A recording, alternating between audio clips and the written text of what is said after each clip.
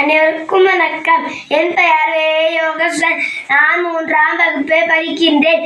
என் பள்ளியின் பெயர் சென்னை நெல்லைப்பள்ளி தியாகி சத்தியமூர்த்தி நகர்.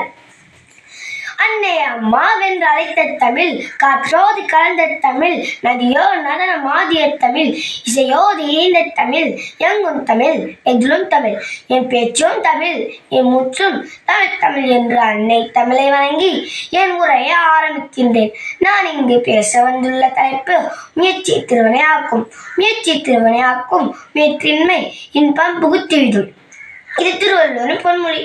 முயற்சியுடையார் இகழ்ச்சியுடையார், வென்றா முடியாதது எதுவுமில்லை என்பது இம்மண்ணின் மணிமொழிகள். வையகத்துள் வாழ்வாங்கு வாழ்ந்து செய்கர் என செய்து வெற்றிக்குரிய நத்திட விடாமுயற்சி மட்டுமே தேவை. சோம்பேறியாக 100 ஆண்டுகள் வாழ்வதை விட உழைப்பாளியாக ஒரு நாள் வாழ்வது மேல் என்றார் புத்தர் பெருமாள். முயற்சிக்காமல் இருப்பவன் முட்டாள்களுக்கு சமன் என்பார்கள். வெறுங்கை என்பது மூலத்தனம், விரல்கள் பத்தும் மூலதனம் என்கிறார் கவிஞர் தாராபாரதி. வாழ்வில் வெற்றி பெறுவதற்கு சிறந்த முதலீடு விடாமுயற்சியாகும்.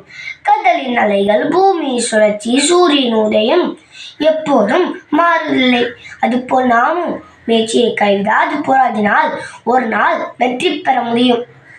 உழைக்காமல் வென்றதாக சரித்திரமே கிடையாது. நகர்ந்தால்தான் நதி அழகு, வளர்ந்தால்தான் செடி அழகு, முயன்றால்தான் மனிதன் அழகு. மூச்சு விடுவதெல்லாம் மனிதல்ல, முயற்சி செய்வனே மனிதன்.